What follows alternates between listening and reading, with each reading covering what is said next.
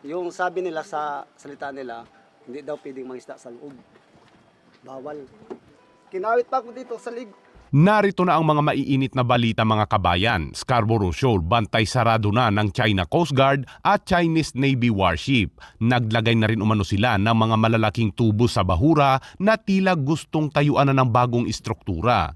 Isang barko rin ng China ang inakyat ng mga tauhan ng Philippine Coast Guard na nakaangkla sa dalampasigan ng Zambales. Nakapatay umano ang AIS nito at hindi rin sumasagot sa tawag. Kaya't para malaman ang buong detalye ay tumutok at makinig na mabuti.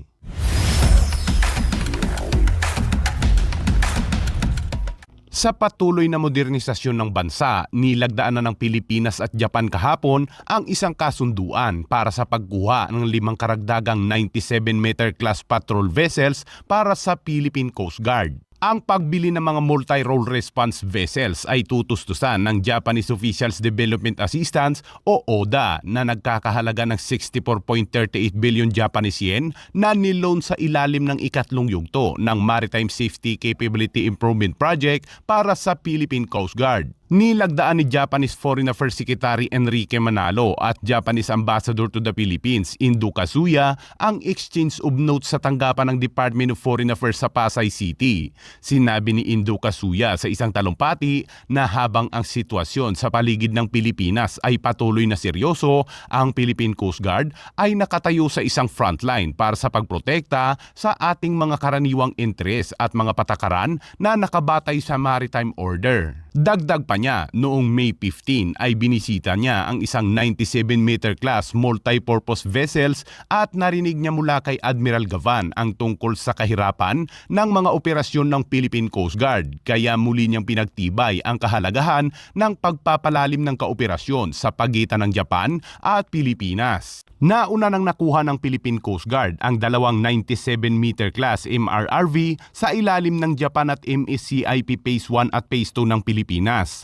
Ang dalawang 97-meter patrol ship na BRP Melchora Aquino at BRP Teresa Magbanwa, ang pinakamalaking barko ng Philippine Coast Guard, ay ginagamit sa pagpapatrolya sa West Philippine Sea at nag-e-escort sa mga sibilyang bangka na nagsusuplay sa mga tropang Pilipino na nakatalaga sa kinakalawang na BRP Sierra Madre sa Ayungin Shoal. Ang Japan ang nangungunang bilateral na kasosyo sa ODA ng Pilipinas kasama ang mahabang kasaysayan ng suporta nito para sa mga prioridad sa pagpapaunlad ng Pilipinas na sumasaklaw sa mga infrastruktura, kalusugan, human resources, agrikultura, edukasyon, humanitarian assistance at disaster relief. Bukod pa dyan ay marami pang iba.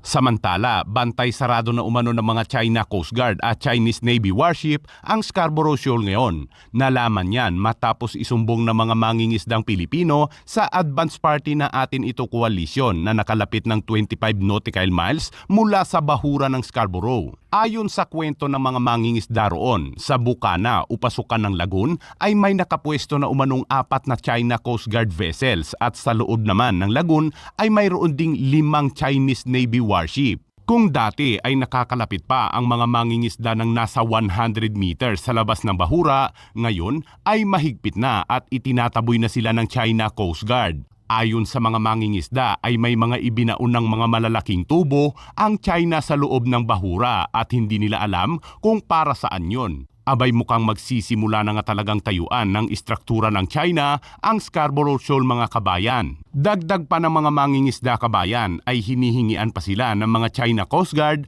ng huli nilang isda. Pero mas okay na ito kung ikukumpara noong Administrasyong Duterte kung saan hindi na nagsasalita noon ang tauhan ng China Coast Guard at basta na lamang itong sasampa sa mga bangka ng mga mangingisdang Pilipino at saka kukunin ang mga huling isda at pinipili pa nila ang mga malalaki. Kaya't maaawa ka na lang sa mga mangingisda noon na umiiyak dahil wala nang maiuuwi. Basta walang sila nang paalam, malungkatin na yan. Yan ang masyadong parang panglitang tingin natin dito sa mga Pilipino. Lungkat nila sir, kunin yung gusto nila. Ilagay nila sa plastic. Pang magaganda pang kunin nila. Magagandang ano? Yung mga tanay, ganyan, mga lapo. Kunin nila yan, walang paalaman yan. Basta nakuha nila, alis na kaagad yan. Halos nga, wala akong kinita sir. Ito, Scarborough. Umuwi kami luhaan. Sa Scarborough walang kinita.